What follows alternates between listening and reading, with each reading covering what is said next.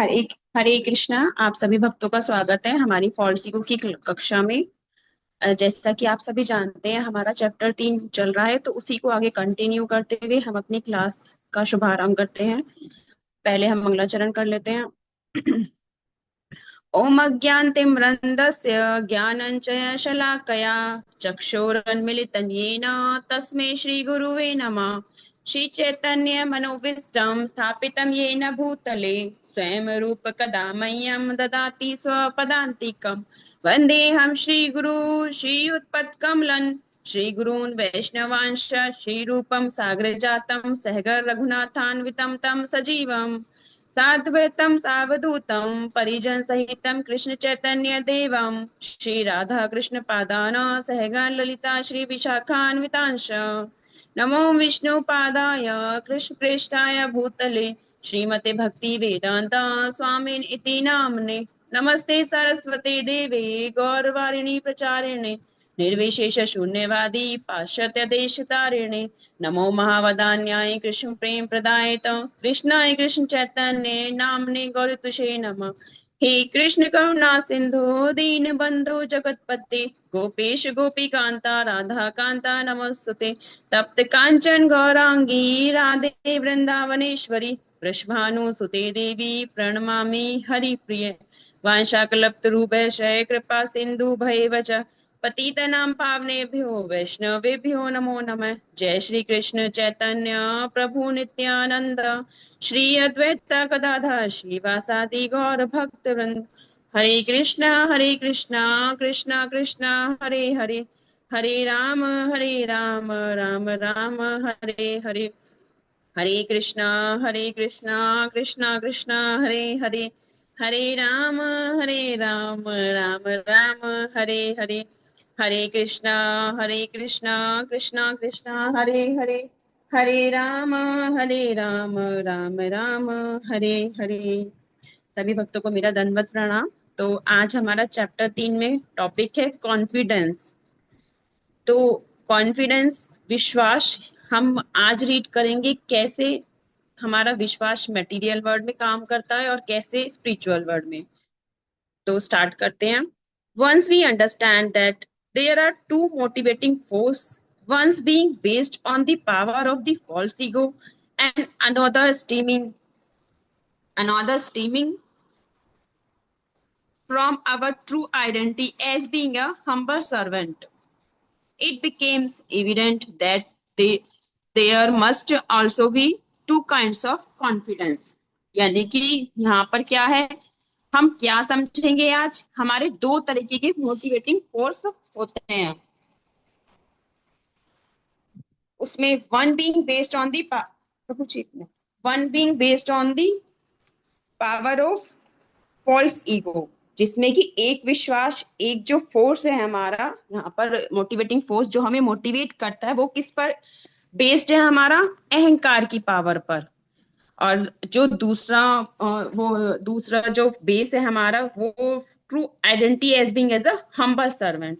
यानी कि जो हम्बल सर्वेंट होते हैं, हम विनम्रता के साथ सेवा भाव होता है जो हमारा, वो उसको डिस्क्राइब करेगा, वो उसकी पहचान है। मीन्स उसकी आइडेंटिटी, एक सच्ची आइडेंटिटी जो हमारी है, वो हम्बल सर्वेंट के रूप में है। तो वो हमारा, वो दूसरा जो हमारा मोटिवेटिंग फोर्स है, वो उसको डिस्क्राइब करेगा। मीन्स यहाँ पर जो बात की गई है मटेरियल कॉन्फिडेंस की और स्पिरिचुअल कॉन्फिडेंस की, हम पहले भी 2 बार मोटिवेटिंग फोर्स रीड कर चुके हैं अपने।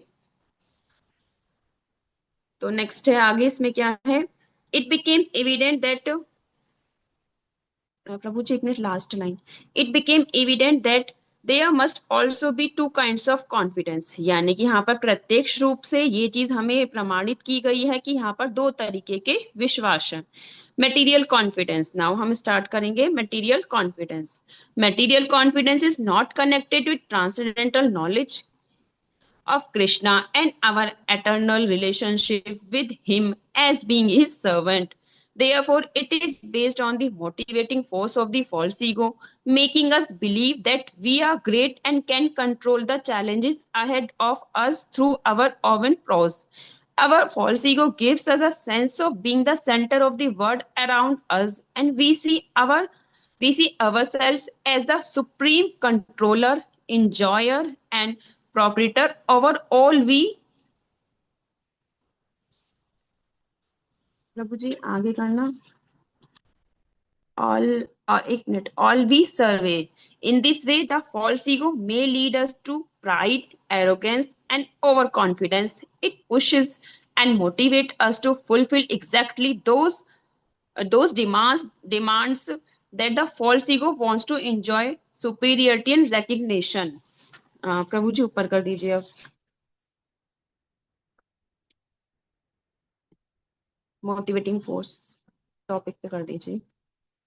हाँ, यहाँ पर क्या है, मोटिवेट जो हमारा भौतिकता में, भौतिक संसार पर जो विश्वास है हमारा, जो हम मटेरियल वर्ल्ड में कार्य कर रहे हैं या भौतिकता में जो चीज हम भोग रहे हैं, उन पर जो हमारा विश्वास है, वो क्या है, एक ट्रांसेंडेंटल नॉलेज। यानी कि मतलब वो इज नॉट कनेक्टेड, सॉरी इसमें लिखा is not connected with transcendental knowledge of Krishna and our eternal relationship with him as being his servant. यानी कि जो भी हमारा जो दिव्य ज्ञान है हमारे, या जो अनुभव से हमने ज्ञान पाया है, वो ज्ञान हमारा क्या शो करता है, जो हम भौतिक संसार में जो भौतिक इंद्रियों से या सांसारिक अनुभवों से, उसके तर्क से जो भी हम पाते हैं, जो हमें दिव्य ज्ञान, ट्रांसेंडेंटल नॉलेज ऑफ कृष्ण की, हमें जो कृष्ण का, भगवान श्री कृष्ण के जो दिव्य ज्ञान है, वो हमारा भौतिक इंद्रियों और जो हम संसारिक सुख पाते हैं या जो अनुभव हमें होता है, उससे बहुत परे है। यानी कि उससे बहुत ऊंचा, बहुत अलग है। वो डायरेक्ट क्या है, हमारी जो एटर्नल रिलेशनशिप जो भगवान के साथ, हमारा जो दास के रूप में, भगवान के दास के रूप में जो हमारे रिश्ता भगवान से कनेक्ट होता है दास का, तो वो सीधे ईश्वर, आत्मा और हमारा जो सर्वोच्च जो मीन्स जो हमारा सर्वोच्च सत्य होता है, जो ऊंचे लेवल का जो मतलब फैक्ट है इस एग्जैक्ट में, तो वो हमारा उससे जोड़ता है हमें। वो मटेरियल जो कॉन्फिडेंस हमारा उससे नहीं कनेक्ट करता, उसका जो हमारी नॉलेज होती है हमारे पास कृष्ण के लिए, उससे उसका कोई भी रिश्ता नहीं है। It is based on the motivating force of the false ego, making us believe that we are great. यानी कि जो हमारा मोटिवेटिंग फोर्स होता है अहंकार को लेकर, जो हमें फोर्स मोटिवेट कर रहा है, वो बेस्ड होता है, वो हमें विश्वास दिलाता है कि हम महान हैं और हम कंट्रोल कर सकते हैं। हम एक कंट्रोलर के रूप में खुद को, हमें खुद को कंट्रोलर मानने लगते हैं। और control and challenges ahead of us through our own prowess. और हम चैलेंज करने लगते हैं जो हमारा अपना कौशल होता है, जो पराक्रम पराक्रम होता है, जो हमें थ्रू किसके थ्रू, जो ईगो के चलते अहंकार हमारे अंदर जनरेट होता है ना, जो ईगो हमारे अंदर आती है, जो अहंकार हमारे अंदर पैदा होता है, क्यों, किसकी वजह से, जो भौतिकता के ऊपर, भौतिक संसार सुख और अनुभव के ऊपर जो हम विश्वास जमाए रखते हैं, जो हमारी इंद्रियां भौतिकता में कार्य करती हैं कि मटेरियल वर्ल्ड में जो हमारी सारे सेंस वर्क करते हैं, तो वो सब हमारा क्या करते हैं, हमारे अंदर अहंकार क्रिएट करते हैं। तो वो हमारी एक असाधारण पावर, जो नॉर्मल नहीं होती है, वो हमारी एक असाधारण पावर होती है, जो योग्यता होती है हमारी, वो सब हमारे अंदर अहंकार क्रिएट करते हैं। नेक्स्ट है इसमें आगे, वो it pushes and motivate us to fulfil exactly those demands. नहीं नहीं, एक लाइन रह गई बीच में। Our false ego gives a sense of being the center of the world around us।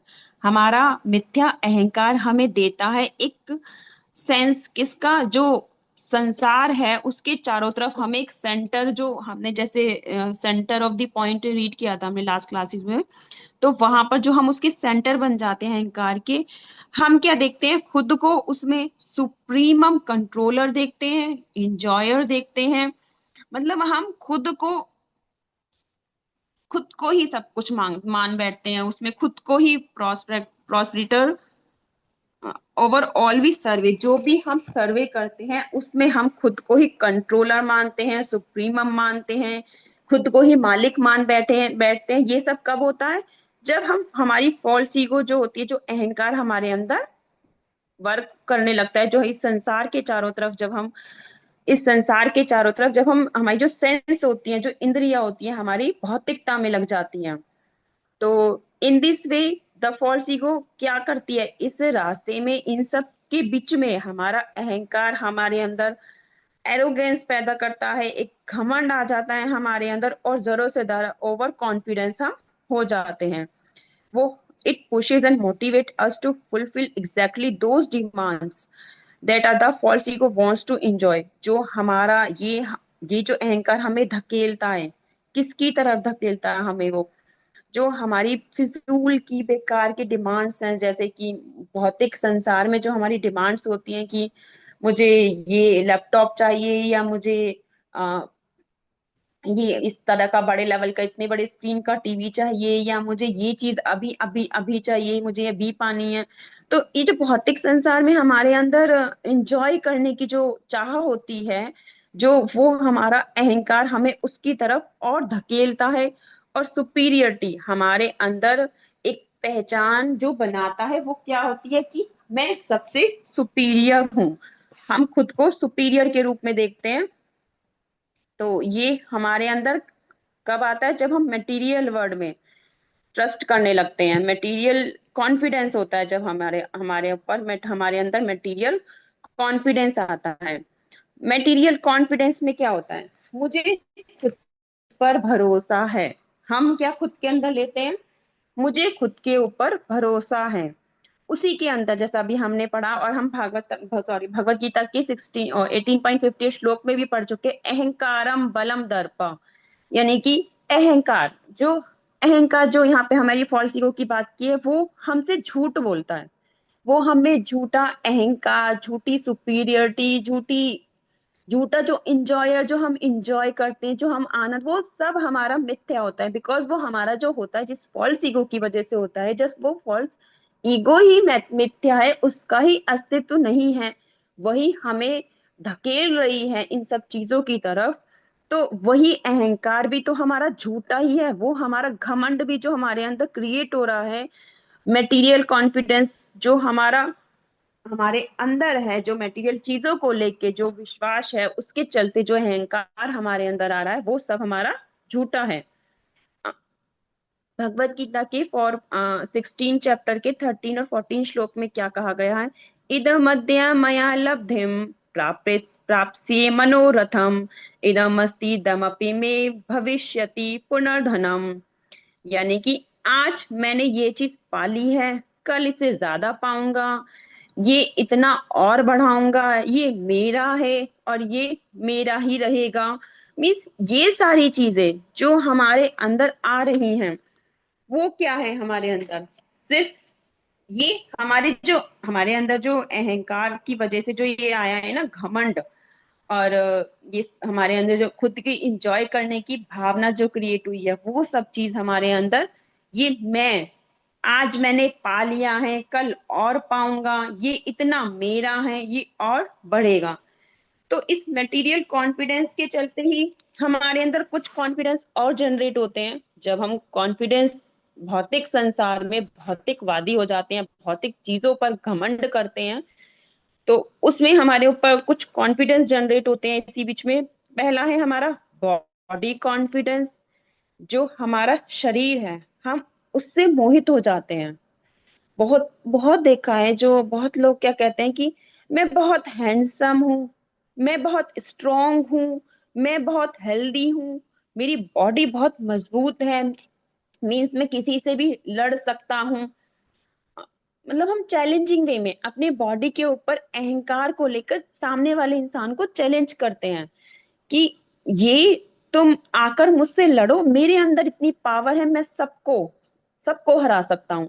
तो जब हम ये चीज बोलते हैं, तो कहीं ना कहीं हमारा अहंकार बोलता है। तो ये देही नास्मिन, यानी कि भगवत गीता के 2 चैप्टर में ये चीज क्लियर बताई है कि बॉडी नश्वर होती है, आत्मा शाश्वत होती है। एक शरीर नष्ट, इंसान का शरीर कभी भी नष्ट हो सकता है, रोग ग्रस्त होता है, उसे बीमारियां लगती हैं। मतलब इतना तक भी है, हमें पैरालिसिस, लकवा, इस तरीके की बीमारी हो जाती है कि हम चलने फिरने लायक भी नहीं रहते। कुछ बीमारियां हमारी ऐसी हैं जो हमें बेड पर लिटा देती हैं, जिसकी वजह से हम अपने जो पर्सनल जो हमें जो हमारे पर्सनल अपने वर्क है हम वो भी नहीं कर पाते। फिर क्यों इस बॉडी पर इतना घमंड? ये तो नश्वर है, ये तो जानी ही जानी है, मिट्टी में मिल जानी है, इसका तो कोई अस्तित्व ही नहीं है। तो ये तो एक शरीर से दूसरा शरीर इंसान को धारण करना है। बहुत बार क्या होता है, हमें एक्सीडेंट हो जाते हैं, हमारे पता नहीं चलता, उन एक्सीडेंटों में हमें ऐसी चोट लगती है जगह जगह जगह। अभी एक चीज इसके ऊपर, एक चीज मेरे अभी यहाँ पर हमारे यहाँ हुआ था। एक लेडीज को एक कार वाले ने टक्कर मार दी, और वो टक्कर मार के निकल गया आगे को, उसने मुड़कर नहीं देखा उसकी तरफ। तो वो एक पार्क के बाहर हुई थी ये घटना। तो पार्क में दो तीन लोग जा रहे थे, दो तीन जेंट्स थे, तो उन्होंने उसे उठाया और उसे ले जाके हॉस्पिटलाइज्ड किया, एडमिट किया। तो आज मुझे पता चला कि उस जब उसे लेकर गए थे, तो उसकी ना नाक से और मुंह से खून आ रहा था। हेल्दी थी वो लेडीज, अच्छी भली थी, वो घूम फिर के जा रही थी मॉर्निंग वॉक से। और उसको तो नहीं पता था ना अचानक उसके साथ ऐसा होने वाला है। उसको टक्कर लगी, वो गिर गई, उसको हॉस्पिटल हॉस्पिटल में ले जाया गया। उन लोगों ने एडमिट भी कराया उसको। आफ्टर 4 डेज, बिफोर 4 डेज की ये घटना। तो आफ्टर 4 डेज आज पता चला कि वो वेंटिलेटर पे है। अगर 72 आवर्स में उसने रिस्पॉन्स नहीं किया उसकी बॉडी के किसी भी पार्ट ने, तो उसका बचना मुश्किल है। तो क्या हुआ, पता है कब किसके साथ क्या होने वाला है, इस बॉडी के साथ क्या होने वाला है। तो मीन्स मेरा इस चीज को कहने का मुझे बहुत दुख है उनके लिए। बट मेरा जो कहने का मीन्स है तो कि जो हमारा ये कॉन्फिडेंस, हमारे शरीर को लेके एक विश्वास होता है ना, कि एक घमंड होता है हमारे अंदर, क्रिएट होता है जो हमारे शरीर पर, वो नश्वर है, उसका कोई अस्तित्व नहीं है।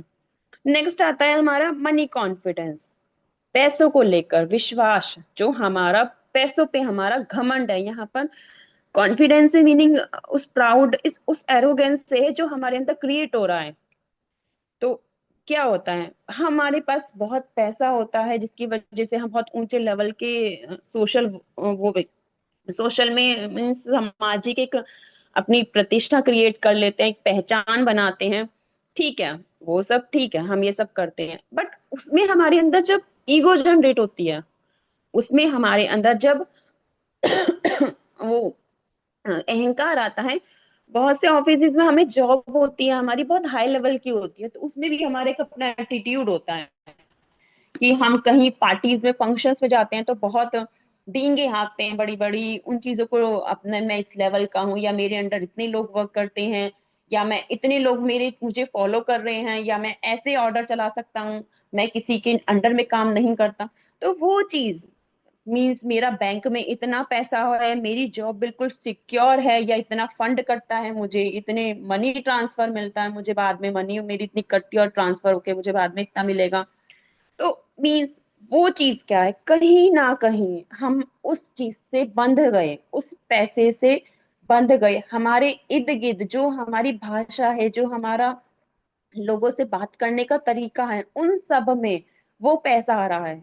जैसा इसमें भी कहा ना, centre of the circle around us, यानी कि हमारे चारों तरफ क्या हो रहा है, वो चीज एक घमंड क्रिएट कर रहा है। वो जो हम पैसा कर रहे हैं, वो पैसा जो हम पर आ रहा है, वो हमारा घमंड क्रिएट कर रहा है। अनर्थ नर्थ, यानी कि पैसा अनर्थ, अनर्थ देता है पैसा इंसान का। सपोज हमारी नौकरी गई, हमारे को किसी भी फॉल्ट से वो जॉब हमारी चली गई, या हमें कहीं बिजनेस में लॉस हो गया, या किसी के थ्रू हमारे कहीं चोरी हो गई, या कुछ और हमारे साथ ऐसी घटना हो जाए कि हमारा वो पैसा चला जाए। कहते हैं पैसा कभी किसी का सगा नहीं होता। तो वो क्या है, वो घमंड हमारा चूर हो जाएगा मिनटों में। पता ही नहीं चलेगा कि हम कब इतने ऊपर से, कितना पैसों पर जितना हम घमंड कर रहे थे, जितना बोल रहे थे, अब वो चीज हमारी कब हमारे हाथ से चली जाए नहीं पता ना। तो वो क्या हो गया, हमारा वो पैसा, हमारा वो जो हमारा घमंड है वो नश्वर है, वो बेकार है हमारा। नेक्स्ट आता है हमारा नॉलेज कॉन्फिडेंस। जो हमें ज्ञान होता है, हम उस पर ओवर कॉन्फिडेंस करते हैं कि मैं मटेरियल वर्ड में ही लूंगी इस चीज को कि मैंने आईआईटी का एग्जाम दिया है, या मेरे पास इतनी डिग्री है, या मैंने इतने मार्क्स कंटेन किए हैं, मैं इतना हाई लेवल का इतना हाई लेवल का ज्ञान मुझे मिल गया है कि आज मैं इतने लोगों को एक्सप्लेन कर सकता हूँ, उनको टीच कर सकता हूँ, और उनको मेरे अंडर में इतने स्टूडेंट्स वर्क करते हैं, या मैं उनको इतना अच्छे से एक्सप्लेन कर सकता हूँ। नो वन कैन एक्सप्लेन, कोई भी नहीं एक्सप्लेन कर सकता जैसे कि मैं करता हूँ, जैसे मैं पढ़ाता हूँ। मुझे इतनी नॉलेज है, मैंने इतनी बुक्स रीड की हैं, इतना मैंने एग्जाम्स दिए हैं, इतने मैंने पास आउट किए हैं, इतने हाईली मार्क्स मुझे मिले हैं। तो मीन्स हंति ना दिब्बद्यते, यानी कि मैं किसी भी कोई भी ज्ञान घमंड के साथ नहीं रुकता। भागवतम में, भगवत गीता में हमने ऐसे कितने एग्जाम्पल देखे हैं कि कोई भी ज्ञान घमंड के अंदर नहीं रुकता। अगर सपोज कभी हमसे किसी ने कोई एक क्वेश्चन पूछा तो हम उसका आंसर नहीं दे पाए, मीन्स हमारा वो जीरो है। और कभी क्या कहते हैं, भगवान भी कहते हैं कि घमंड के साथ, अहंकार के साथ कभी भी ज्ञान रुक ही नहीं सकता। रावण के पास कितना ज्ञान था, कितनी नॉलेज थी, लेकिन अहंकार के चलते उसके वो बिल्कुल यूजलेस, बेकार था उसका सारा घमंड ज्ञान। बिकॉज उसे बहुत घमंड था उस चीज पर। क्या हुआ लास्ट में, एक हनुमान जी ने उसकी पूरी लंका जला दी गुस्से में। वो कहते हैं ना, हमारी जो ये जो हमारे क्रोध भी हमारा होता है, अगर वो भक्ति में यूज किया जाए, तो उन्होंने क्रोध में लंका जलाई, लेकिन वो उनका सही हुआ। तो वो चीज मतलब उसका ज्ञान रखा का रखा रह गया। तो मतलब मेरा कहने का मतलब था, ये तीनों जो हमारे अंदर मटेरियल को लेके कॉन्फिडेंस आते हैं, प्रभुपाद जी ने मटेरियल कॉन्फिडेंस के ऊपर ही कहा है कि जो सपोज हम एक घर बना रहे हैं, अगर उस घर में हम एक रेत की दीवार खड़ी करें, तो क्या वो रेत की दीवार खड़ी हो जाएगी? उस रेत की दीवार पर हमारा वो महल, घर, सुंदर बड़ी बिल्डिंग बनकर तैयार हो सकती है।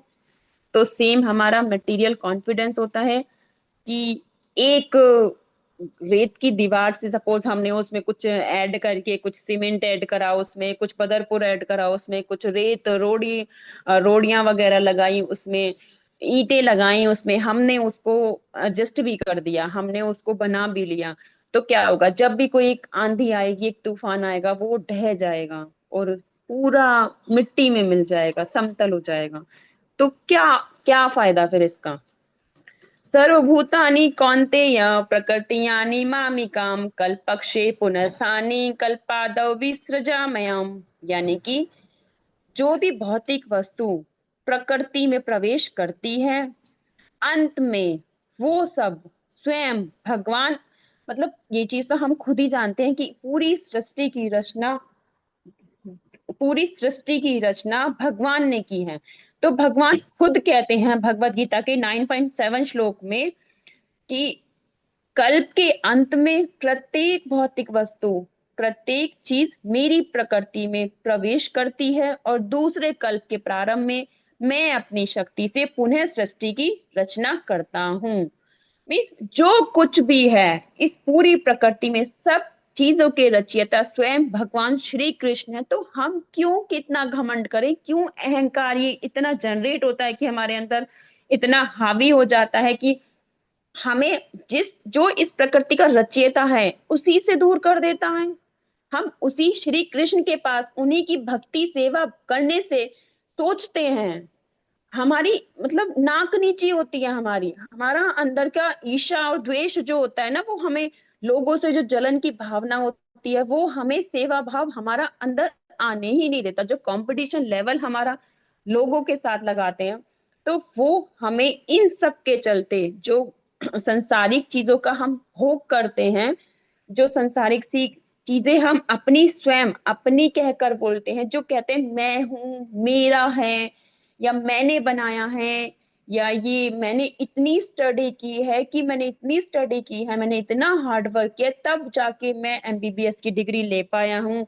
एमडी की डिग्री ले पाया हूँ, एक हाई लेवल का डॉक्टर बन पाया हूँ, मैंने इतनी प्रैक्टिस की है, मैंने इतना कुछ सफर किया इस अपने जर्नी में, तब जाके मैं ले पाया हूँ ये चीज। तो ये चीज हम उस टाइम ये चीज भूल जाते हैं कि बिना भगवान के ना तो हम कोई एमबीबीएस की डिग्री ले सकते हैं, ना कोई एमडी की डिग्री ले सकते हैं, ना कोई हार्ड वर्क कर सकते हैं। सब चीजों के रचयिता कौन होते हैं? स्वयं भगवान होते हैं। तो हम इसमें आगे लेंगे अब।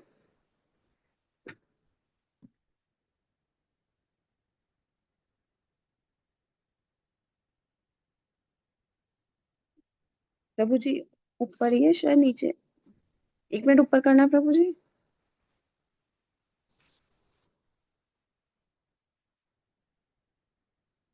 ऊपर ही करिए प्रभु जी, अभी ऊपर कर रहा है।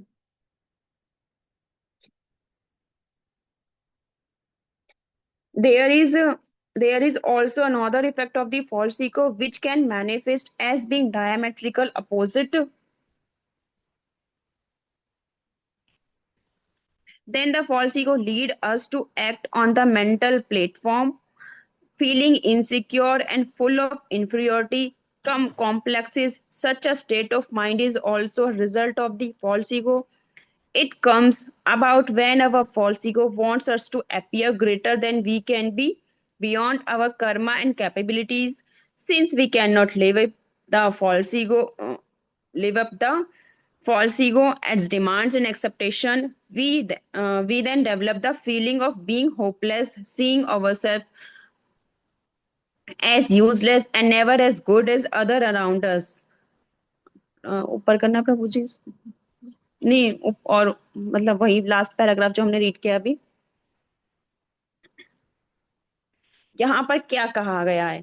There is also another effect of the false ego, यानी कि हमारा जो अहंकार है वो एक दूसरा असर भी हमारे पर यहाँ पर उसने एक्सप्लेन किया गया होता है, which can manifest as being diametrical opposite. यहाँ पर बात की गई है डायमेट्रिकल अपोजिट, यानी कि जो हमारा फॉल्स ईगो है वो हमारे पर एक डायमेट्रिकल अपोजिट घोषणा की तरह भी हम पर जो हमें ये चीज का वो कराता है कि हमें ये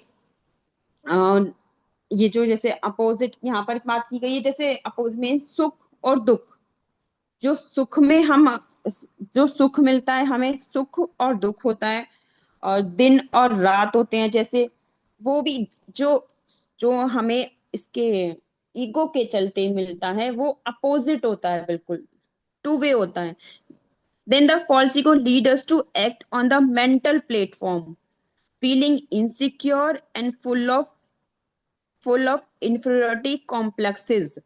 यानी कि जो जो फॉल्स ईगो हमें किस चीज में लीड कर रही है, एक मेंटल प्लेटफॉर्म पर, मीन्स वो हमें इतना ग्रस्त करती है, ईगो अपने अंदर इतना ले जाती है हमें कि वो हमें हमें एक लेवल पे जाके हम पूरी तरह भौतिक संसार में, भौतिक इंद्रियों, अपनी इंद्रियों को भौतिकता में इतनी लुप्त कर देते हैं, इतना ज्यादा हम उसमें इन्वॉल्व हो जाते हैं कि एक टाइम पर जाके हमारा माइंड वर्क करना बंद कर देता है, और हमारे अंदर कहीं ना कहीं एक ऐसी सिचुएशन आती है कि हम अपना सर पकड़ कर बैठते हैं, पेन होता है, बहुत हैवीनेस फील करते हैं कि just like mad mad people होता है ना, जो किसी कोई, तो वही क्रिएट मेंटेलिटी की हमारी जो माइंड की होती है, वो चीज एक लेवल पे हमारे अंदर आ जाती है।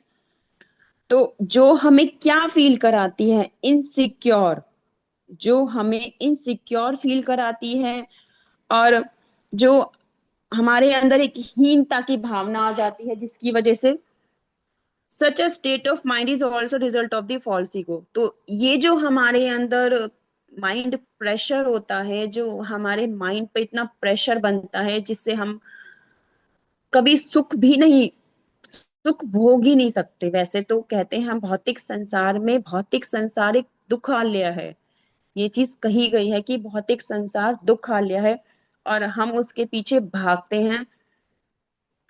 भागवतम के फर्स्ट कैंटो के सेकंड चैप्टर में भी माता जी ने श्लोक हमें लर्न भी कराया था, श्रवणताम स्व कथाम कृष्णम पुण्य श्रवण कीर्तन हृदयंतस्थो फिर भद्राणी विधुनोति सुहसताम, यानी कि भगवान श्री कृष्ण जो प्रत्येक हृदय में विद्यमान है, परमात्मा है, वो अपने सभी भक्तों के, जो उनकी अनन्य भक्तों के सुहृद है, वे उन भक्तों के हृदय से प्राकृत सुख भोग की वासनाओं को भी समाप्त कर देते हैं।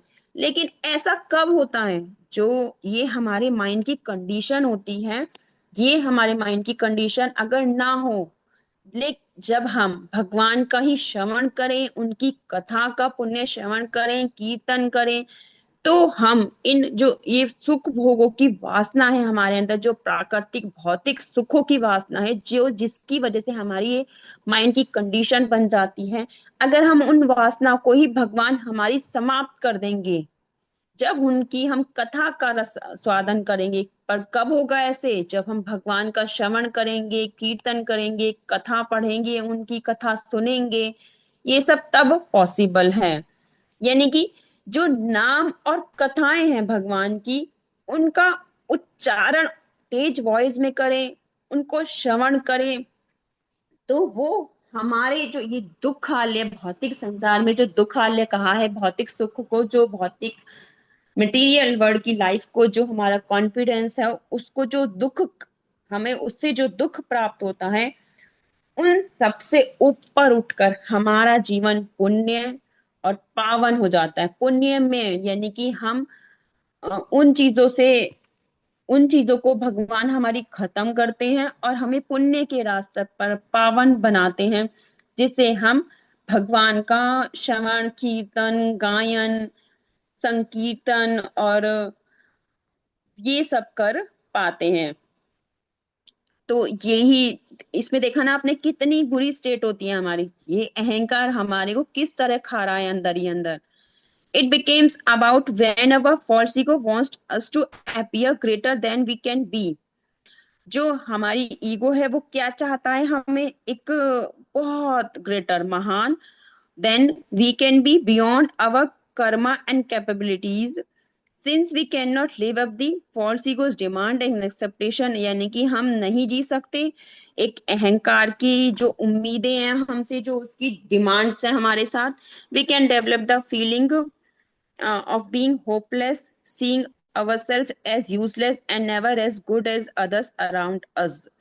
हम डेवलप अपनी जो फीलिंग है, जो अपनी आशा रहित चीजें हैं, उनको खुद के अंदर यूजलेस हो जाती हैं वो, और ना ही कभी हमें अच्छाई की तरफ, जो हमारे चारों तरफ अच्छाई है, जो दूसरे लोग हैं उनके प्रति हमारे अंदर अच्छाई उत्पन्न नहीं होती।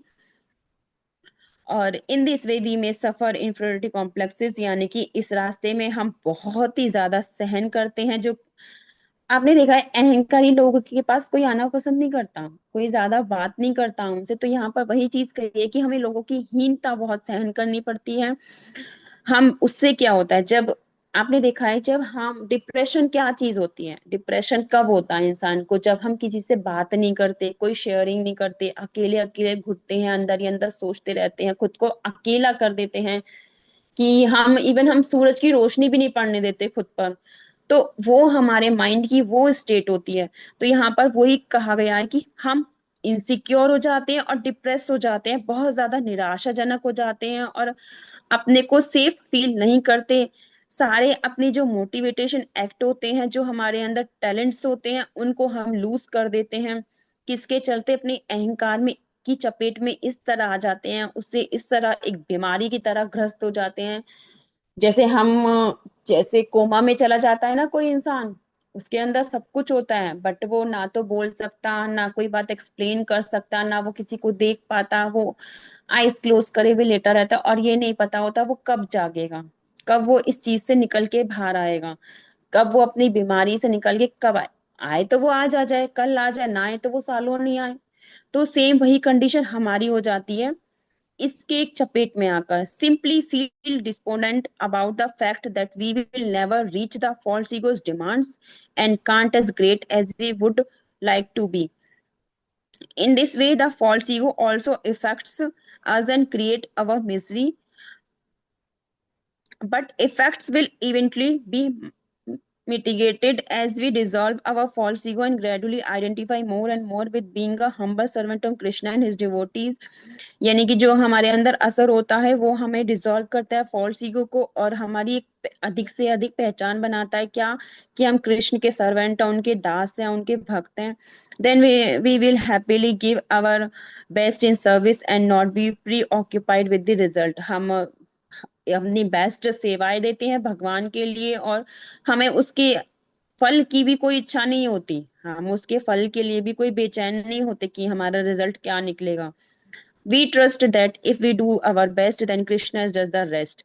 हमें ये ट्रस्ट होता है जब हम अपना अच्छा करेंगे भगवान के लिए तो भगवान हमारा सेवा रेस्ट जो होता है समर्पण स्वीकार करेंगे. We understand that Krishna is not so interested in the mere mere external result of our activities, but in our service mood, our love and devotion with which we offer our service. हम ये चीज समझ जाते हैं कि कृष्ण हमारी इस चीज में इंटरेस्टेड नहीं है कि रिजल्ट क्या होने वाला है, वो केवल हमारी सेवाएं देखते हैं, योग्यता देखते हैं, हमारे सेवा करने का भाव देखते हैं, हमारा लव देखते हैं, उनके प्रति जो प्यार होता है, भगवान के प्रति प्रेममयी जो सेवा करते हैं हम, डिवोशन जो होता है हमारा, वो सिर्फ हमें हमें सेवाओं में वो चीज ऑफर होती है हमें. External results are always more pleasing to the false ego than internal achievement.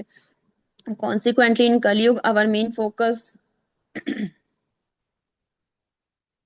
is on externals, and we tend to neglect and our endeavor for internal cultivation and achievement. They don't give much satisfaction to false ego, but rather to the real self, the soul, the price to be paid for such achievement in detachment from the satisfaction that the false ego demands. यानी कि इसमें जो होता है हमारे जो external result होते हैं वो हमें बहुत खुश करते हैं, are always more pleasing to the false ego than internal achievement. वो यानी कि जो false ego होती है वो हमारे बाहर का तो हमें संतुष्टि देती है, खुश करती है हमें, लेकिन हमारे इंटरनल जो चीजें होती हैं वो उसमें कोई भी अचीवमेंट हम नहीं पाते. कलयुग में main focus is on external पर मेन फोकस होता है. हम अक्सर अपने बाहर की क्षमता जो होती है उस पर फोकस करते हैं, जो हमारी मन की शांति है, जो व्यक्तिगत हमारा प्रोग्रेस होती है, जो हमारे एक व्यक्तित्व में, जो कि हम किस टाइप के इंसान है, कि क्या है हमारे अंदर अच्छाई, तो वो विकास जो होता है, वो असली सफलता जो होती है हमारी, हम उसको ही नजरअंदाज करते हैं. हम भाग दौड़ की भरी इस लाइफ में हम भौतिक चीजों के पीछे इतना भागते हैं कि हम एक्सटर्नल चीजें जो बाहर से हमें शो हो रही हैं भौतिक वर्ल्ड में, हम उसकी तरफ इतना भागते हैं कि हम अपने व्यक्तिगत विकास और अपनी अंतरात्मा की खुशी को ही अनदेखा कर देते हैं. हम अपने अंदर की आत्मा की आवाज ही नहीं सुनते. अब उस इंसान ने वहां पे, जो मैंने अभी आपको एक्सीडेंट एक्सीडेंट की डिस्क्रिप्शन दिया था, उसने क्या करा, वो उसको टक्कर मारी और भाग गया. उसने अपने आप से पूछा, उसने अपने अंदर की आवाज सुनी कि मुझे उसे हॉस्पिटल में ले जाना चाहिए या नहीं. आज वो मौत से लड़ रही है, आज उसका नहीं पता उस लेडीज का वो बचेगी या नहीं. लेकिन खुद सोचो, हमने भौतिक संसार में कार उठाई और हम चल दिए इधर से उधर. हमने खुद के अंदर झांक कर देख, कहते हैं पूरा दिन के बाद जब हम बेड पर लेटते हैं रियलाइज होता है, तो हमें पूरा दिन की दिनचर्या जरूर याद करनी चाहिए कि हमने क्या सही किया क्या गलत. तो कहीं ना कहीं वो कहते हैं ना, यही चीज की माता जी ने, देविका देवीदासी माता जी ने कितनी अच्छी चीज कही है कि हम इस भौतिक संसार में इतना बुरा फंस गए हैं, इसकी जो हमारे अंदर जो एक्सटर्नल जो बाहर का देख रेख, ये सुंदर सुंदर ब्यूटीफुल घर, जो हमारे खुद को हम इतना डेकोरेट करते हैं, खुद को इतना सजाते हैं, पार्टीज में जाते हैं, डिस्को की लाइट में, लाउड म्यूजिक में इतना एंजॉय करते हैं, वो चमक धमक सब इतनी हो जाती है, ड्रिंक अल्कोहल्स लेते हैं हम, तरह तरह के ड्रग्स भी लेते हैं. तो और क्या होता है, ये तो चलो हाई सोसाइटी में हो गया. हम नॉर्मल भी अपने परिवार में जो हमने पीछे फैमिली लाइफ लीड की थी, उसमें भी तो यही चीज थी कि हम एरोगेंस हो जाते हैं, एरोगेटिव हो जाते हैं, लोगों से आपसी फैमिली मेंबर से झगड़ा करते हैं. तो वो कब होता है, जब हम अपने अंदर की आवाज को नहीं सुनते, अपने अंदर की आत्मा की खुशी को अनदेखा कर देते हैं, जो हमारा एक व्यक्तित्व है उसको पर ध्यान नहीं देते. तो ये क्या, इसमें आगे क्या कहा है, they don't give much satisfaction to the false ego. वो फॉल्स ईगो के चलते हमें कोई सेटिस्फेक्शन, उसका कोई संतुष्टि हमें नहीं मिलती. रियल सेल्फ जो हमारी आत्मा है उसकी अपेक्षा भी हम अपनी आत्मा की आवाज को नहीं सुनते। उसके लिए उन अचीवमेंट्स के लिए हमें क्या होता है, हमारा जब हम उनसे डिटैच हो जाते हैं तो हमारी जो हम उनसे डिटैच हो जाते हैं, क्यों? संतुष्टि के लिए। तो जो वही हमारी फॉल्स ईगो क्या होती है, उसके लिए जब price to be paid for such achievement, जब हम किसी अचीवमेंट के लिए प्राइस पे करते हैं तो वो क्या है हमारा डिटैचमेंट फ्रॉम द सेटिस्फेक्शन, यानी कि खुद की संतुष्टि से हम हट जाते हैं, हमारी खुद की संतुष्टि की से हम नहीं पूछते। तो ये जो हमारे अंदर अंतरात्मा की आवाज जो हमारे अंदर दबती है, वो फॉल्स ईगो के चलते चलती है, फॉल्स ईगो की डिमांड होती है ये। Sometimes a devotee may be experience traumatic and abusive situation in their past which shattered or even entirely destroyed। कि कुछ कभी कभी क्या होता है कि एक डिवोटी के साथ एक एक्सपीरियंस होता है उसका खुद का ही, एक कोई घाव, कोई ऐसा अपमानजनक, उसके साथ कुछ ऐसी सिचुएशन पास्ट में हुई हुई होती है, जो हमारे साथ बहुत बार पास्ट में ऐसा कुछ हो जाता है जो हमारी आंखों के आगे बार बार आता है या हमारे माइंड में वो घूमता रहता है।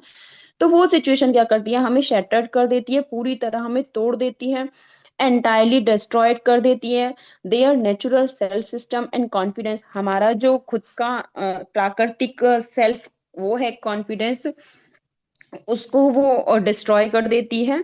अरे if the false ego is broken to pieces, अगर हमारा अहंकार पीसेस में टूट जाए, it may first have to be repaired before we can dissolve and subdue it. वो पहले क्या करेगा, रिपेयर करेगा हमें, और बिफोर वी कैन डिसॉल्व इसको, डिसॉल्व मीन्स हमने लास्ट में भी मैंने पढ़ाया था कि जैसे पानी में घोलते हैं चीनी।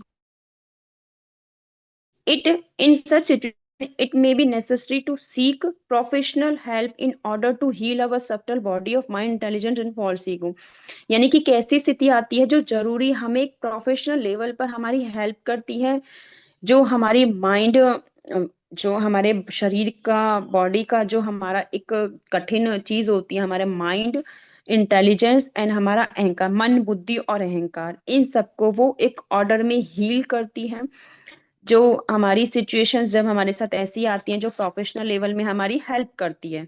Once the wounded are heal, अगर हमारा कोई घाव गहरा है, we may apply the various tools of subduing, हम उसको, प्रभु जी स्क्रीन ऊपर कर दीजिए। हम क्या करते हैं जब हमारा कोई घाव, गहरा गहरा घाव लगा होता है, चोट होती है, तो उसके ऊपर तरह तरह से, कभी कोई बेटनोवेट लगाएगा, कोई बिटाडिन लगाएगा, या कोई डॉक्टर और कोई हमें प्रेस्क्राइब करता है चीजें। हरे कृष्णा, प्रभु जी स्क्रीन ऊपर कर दीजिए।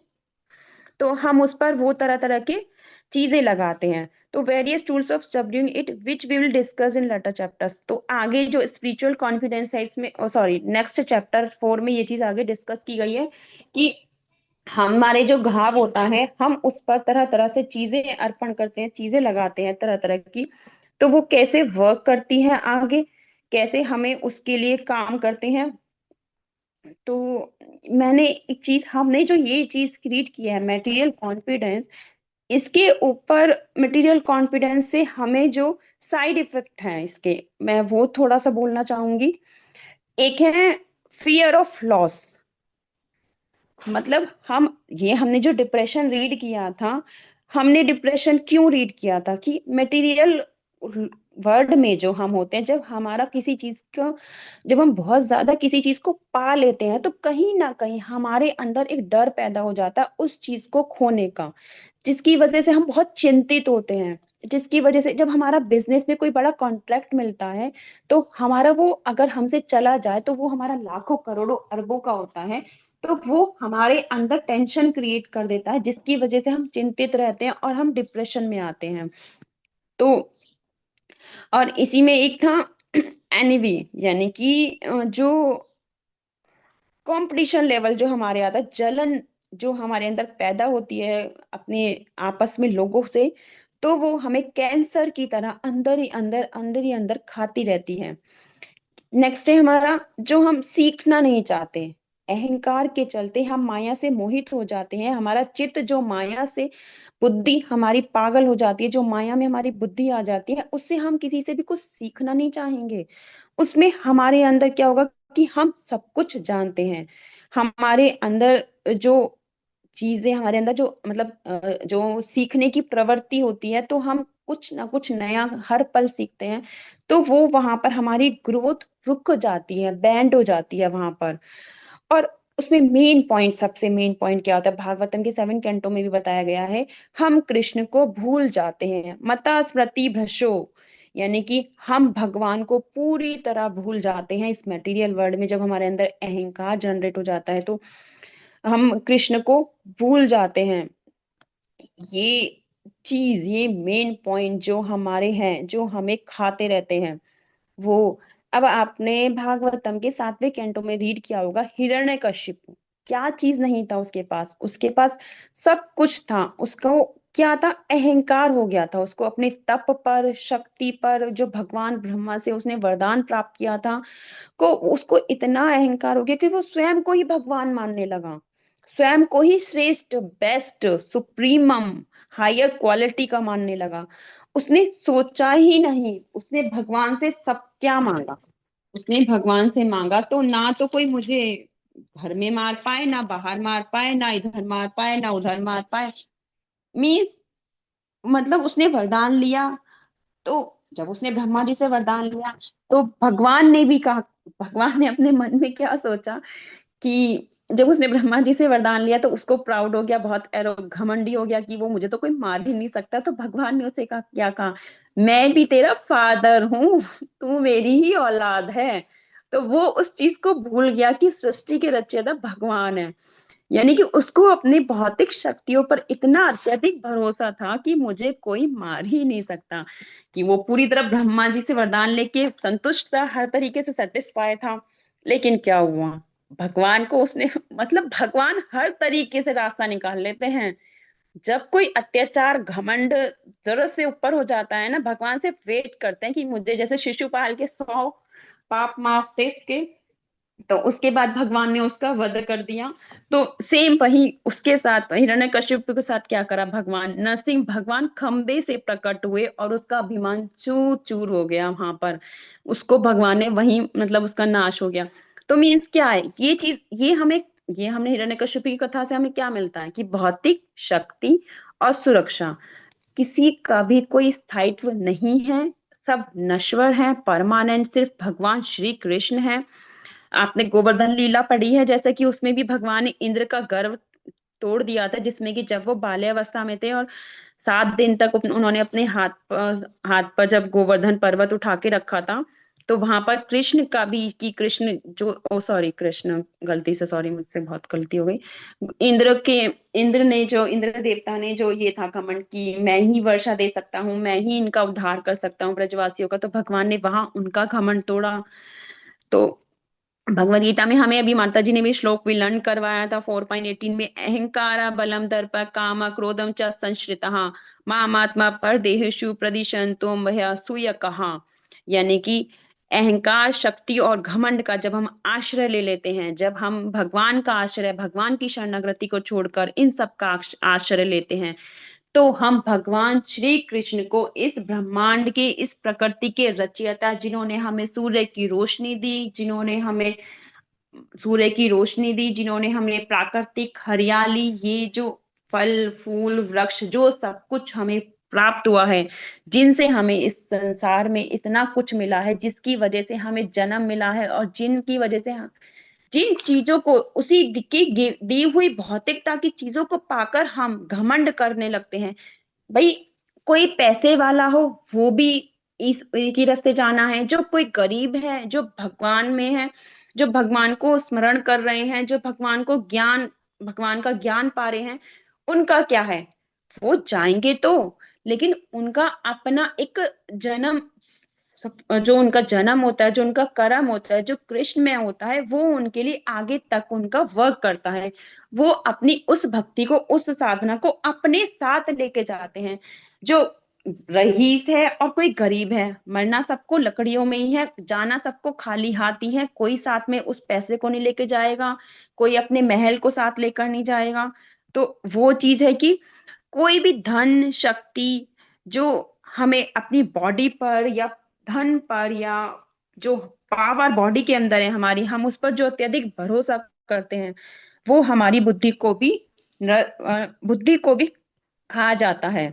वो चीज हमारी बुद्धि को भी खा जाती है, जिसमें कि हमारे इसमें भी हमने भागवत में हमें दक्ष प्रजापति का भी एक इसमें एग्जाम्पल लिया लेंगे हम थोड़ा सा, कि दक्ष को भी कितना अहंकार था अपने ऊंचे पद पर, यज्ञ पर और प्रतिष्ठा पर, जो उसने भगवान शिव का अपमान किया।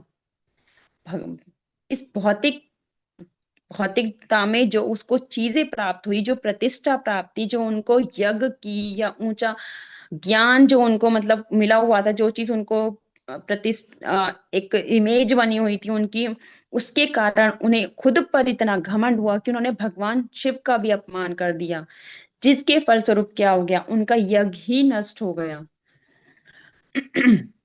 भागवत के 10वें कैंटो में हमने नल कुबेर और मणि कुबेर की भी पढ़ी है कथा। उसके कुबेर उसमें भी क्या था, उनके पास धन भी था, यौवन भी था, ऐश्वर्य भी था, उस सब में वो इतना डूब गए कि उन्होंने नारद मुनि का ही अपमान कर दिया, जिसकी चलते नारद मुनि ने उन्हें वृक्ष बनने का श्राप दे दिया था। लेकिन उनको घमंड के चलते अपने श्राप मिला नारद मुनि से, उनका उद्धार किससे हुआ, भगवान श्री कृष्ण की कृपा से। भाई फिर भी उनका जो इस घमंड के चलते उनका उद्धार किससे हुआ, भगवान कृष्ण से ही, जिससे वो दूर भाग रहे थे, क्योंकि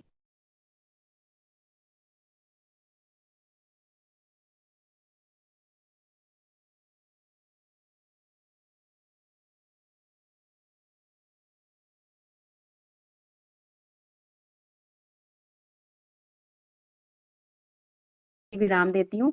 तो आगे हम कल कंटिन्यू करेंगे।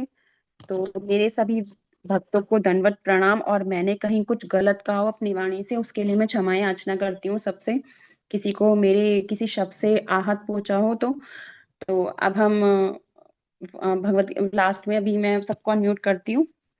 वांछा कल्पतरुभ्यश्च कृपा सिंधु